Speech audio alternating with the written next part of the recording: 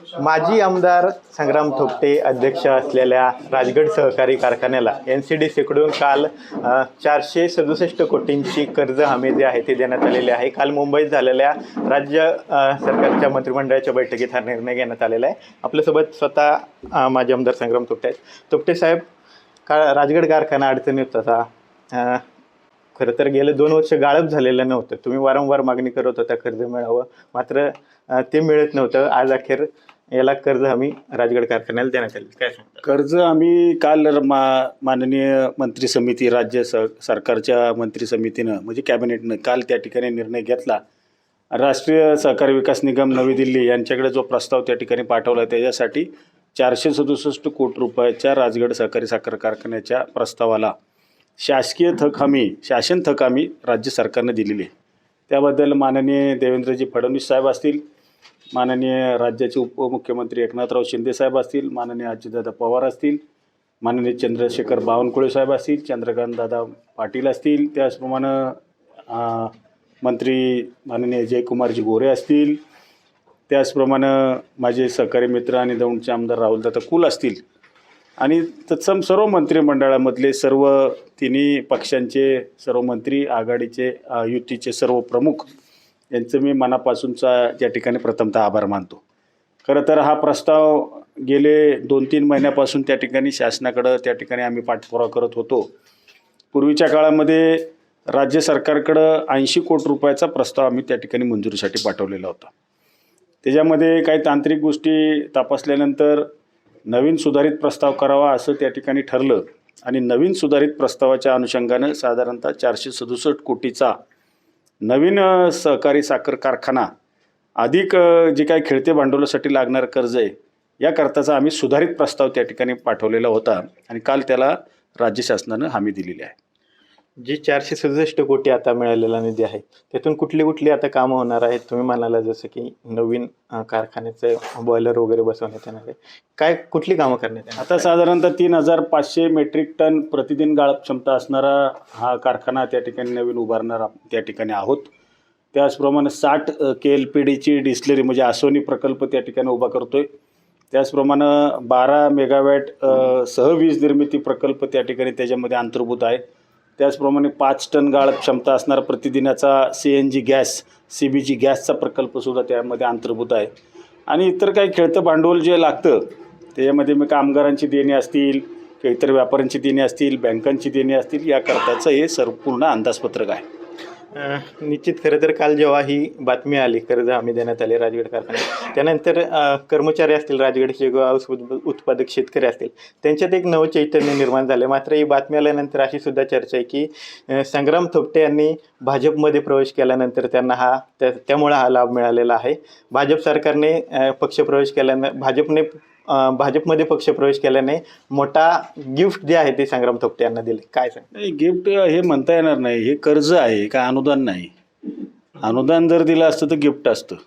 हे कर्ज आहे पहिली गोष्ट आणि परतफेड जी होणार आहे. आणि मला काय गिफ्ट मिळायचं कारण नाही. मी सहकारी साखर कारखान्याचा चेअरमन आहे. हा सर्वसामान्य सभासदांचा सहकारी साखर कारखाना आहे. त्यामुळे सरकारचं धोरणच आहे. आज शेतकऱ्यांच्या बाबतीत कर्जमाफीच्या बाबतीत असेल किंवा शेतकऱ्यांच्या अतिवृष्टीमुळे झालेल्या शेतपिकाच्या नुकसानाच्याबद्दल असेल, सरकार करोडो रुपयाची मदत शेतकऱ्यांना वेळोवेळी करत असते आणि म्हणून ही एक प्रकारे शेतकऱ्यांना केलेली मदत आहे असं माझं मत आहे. प्रत्येक गोष्टीचं राजकीय भूमिकेतून त्या अँगलने पाहणं हे योग्य नाही असं मला वाटतं. कारण हा प्रस्ताव मी ज्या वेळेला भारतीय जनता पार्टीत नव्हतो तेव्हा पण मंजूर होता. आता नव्यानं सुधारित करून आपण तो आणलेला आहे. त्यामुळे असं काही गिफ्ट नाही. जी गरज होती, मागणी होती, त्या मागणीप्रमाणे शासनाने त्याला मंजुरी दिलेली आहे. काल जेव्हा राजगड कारखान्याची बैठकीत चर्चा चालू होती कर्ज हमी देण्याबद्दल, तेव्हा या संपूर्ण कर्ज देण्याला कुठेतरी उपमुख्यमंत्री अजित पवार यांनी विरोध दर्शवला अशी माहिती मिळते. आधीच डबघाईला आलेल्या कारखान्यांना पैसे द्यायचे का अशी त्यांचा सूर असल्याचं माहिती जी आहे ती समोर आलेली आहे. काय नक्की याच्यात तथ्य आहे? असं काही घडलं होतं? नाही, आता मंत्री समितीच्या बैठकीमध्ये दुसऱ्या कोणाला आज जायला परवानगी नसते. त्यामुळे आज काय बैठकीत झालं याच्याबद्दल मी काय बोलणं उचित नाही. पण माहिती आली नाही, मी तर आपल्याच चॅनलच्या मधून त्या ठिकाणी पाहिलं की नकार असताना मंजुरी दिली. अधिकची माहिती मला वाटतं आपल्याकडे आहे. माझ्यापर्यंत काही अशी माहिती नाही. पण मागे वेळी जेव्हा NCDCकडे हा प्रस्ताव गेला तेव्हा वारंवार हा रद्द होत होता, तेव्हा सुद्धा तुम्ही टीका केली होती की काही जण खोडा घालतायत. मग त्यातले खोडा घालणारे असे काही नाही, असं आहे, ज्या त्या वेळेची ज्या ती परिस्थिती असती. आता मला सांगा, आता महायुतीचं सरकार राज्यामध्ये आहे आणि महायुतीच्या घटक पक्षामधला भारतीय जनता पार्टी हा एक प्रमुख घटक पक्ष त्या ठिकाणचा आहे आणि त्या पक्षाचा आम्ही कार्यकर्ते म्हणून त्या ठिकाणी आता स्वीकार केलेला आहे आणि आम्ही त्या ठिकाणी कामसुद्धा करतो आहे. शेवटी बघा, सहकार जगवणं हा एक दृष्टीने सरकारचा सुद्धा महत्त्वाचा पार्ट असतो. आज सहकाराच्या बाबतीमध्ये अनेक लोकांची वेगवेगळ्या चर्चा लोक करतात, वेगवेगळी वक्तव्य करतात. आज खाजगी कारखानदारीच्या तुलनात्मक दर देत असताना सहकारी साखर कारखानदारी त्या स्पर्धेत टिकेल का असं सुद्धा काही लोक बोलतात. परंतु एकंदरीत जर पाहिलं तर आज राजगड कारखाना जो आहे त्या कारखान्याच्या परिसरामध्ये मुबलक प्रमाणामध्ये पाण्याची उपलब्धता आहे. मेन जे आमचं त्या ठिकाणी जे म्हणतो ना, आपल्याकडं तुमच्याकडे काय आहे तर आमच्याकडं पाणी आहे. आता फक्त शेतकरी असतील, सभासद असतील, यांना आपल्याला त्या ठिकाणी मोठ्या प्रमाणात उत्साहित केलं पाहिजे. त्यांना मार्गदर्शन करून चांगल्या पद्धतीचे ऊसाची लागवड या परिसरात कशी होईल याकरताचा फोकस आम्ही करतो आहे. पूर्वीच्या काळात होता, पूर्वीच्या काळात कारखाना स्वयंपूर्ण झालेला होता.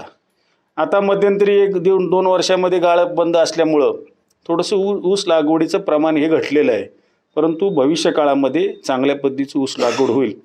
आणि राजकीयदृष्ट्या जर बोलायचं म्हटलं तर निश्चितच भारतीय जनता पार्टी या पक्षामध्ये आम्ही प्रवेश केलेला आहे. पक्षाच्या माध्यमातून जे काही धोरण असेल ते त्याच्या भूमिकेतून काम करण्याची आमची भूमिका आहे. परंतु यामध्ये काय राजकीय भूमिका घेऊन कुठला विषय नसतो. हा सभासदांचा कारखाना आहे, त्यामुळे सर्व विचाराच्या लोकांना बरोबर घेऊन चालण्याचं काम आम्ही करू. दादा, विधानसभेच्या निवडणुकीच्या वेळी राजगड कारखाना बंद होता, त्यामुळे राजगड कारखाना बंद असल्याने याचा मोठा फटका जो आहे तो थोपटे यांना बसला अशी चर्चा होती. आता कारखाना सुरू झाला आहे, काही दिवसात स्थानिक स्वराज्य संस्थांच्या निवडणूक आहेत, नवीन राजकीय समीकरण यामुळे होईल का, फायदा होईल काय? हे बघा, तुम्ही राजकीय दृष्टीत परत प्रश्न विचारला. मुळामध्ये तालुक्याचं अर्थचक्र थांबलं होतं. ते अर्थचक्र आज पुन्हा सुरळीत होणार आहे. सर्वसामान्यांचे जे काही प्रश्न होते, जे काही त्यांच्या रोजगाराचे प्रश्न होते, याला खऱ्या अर्थानं आता न्याय मिळणार आहे.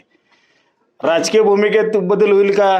निश्चितच होईल. लोकांना आनंद होईल, लोकांचे प्रपंच चालतील. त्या शेतकऱ्यांना सुद्धा आपल्याला हमीचा कारखाना म्हणून त्या ठिकाणी ऊस घालता येईल, त्याला हमीचा भाव म्हणून देता येईल. निश्चित त्याचे फायदे अनेक आहेत. फक्त राजकीय अँगल पाहून चालणार नाही. राजकीय अँगल तर निर्णय फायदा होईल का? होईलच. परंतु अर्थकारण जे तालुक्याचं थांबलं होतं ते मला वाटतं पूर्ण पदावरती या निमित्ताने निश्चित येणार आहे. दादा, अजून एक महत्त्वाचा प्रश्न. खरं तर आजपासून गणपती बसत आहेत, मात्र आजपासूनच जरांगे पाटील त्यांनी पुन्हा एकदा मराठा आरक्षणाच्या मागणीसाठी लढा पुकारला. ओबीसीतूनच आरक्षण पाहिजे अशी त्यांची मागणी आणि आज ते आंतरवाली सराटीतून मुंबईच्या दिशेने जात आहेत. वारंवार ते फडणवीसांवर सुद्धा टीका करताना पाहायला मिळतात. कशा प्रकारे मार्ग काढला पाहिजे आता सरकारने, काय वाटतं? राज्य सरकारने या अगोदर सुद्धा मार्ग काढण्याचा प्रयत्न त्या वेळोवेळी केलेला आहे. आता ते आरक्षण कुठल्या प्रवर्गातून द्यायचं याबद्दलची जी काय मागणी, त्याच्याबद्दलचा मुख्य प्रश्न अद्यापपर्यंत सुटत नाही आहे.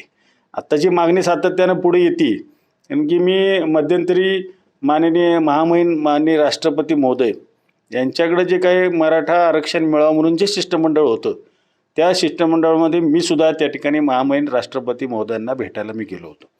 त्यावेळेला आम्ही सांगितलं होतं की केंद्र सरकार असेल किंवा राज्य सरकार असेल, यांनी एकत्रित बसून निर्णय घेणं गरजेचं आहे. शेवटी काय आरक्षणाच्या मंजुरी असतील त्या केंद्र सरकारकडून त्या ठिकाणी मिळू शकतात.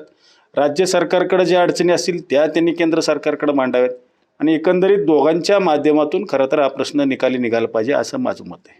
धन्यवाद. तर राजगड सहकारी कारखान्याला कर्ज हमी मिळाल्यानंतर माजी आमदार संग्राम थोपटे यांनी आपली प्रतिक्रिया जी आहे ती दिलेली पाहायला मिळते. कॅमेरा पर्सन तुषार सेनेसह विनय जगताप, TV9 मराठी, भोर, पुणे.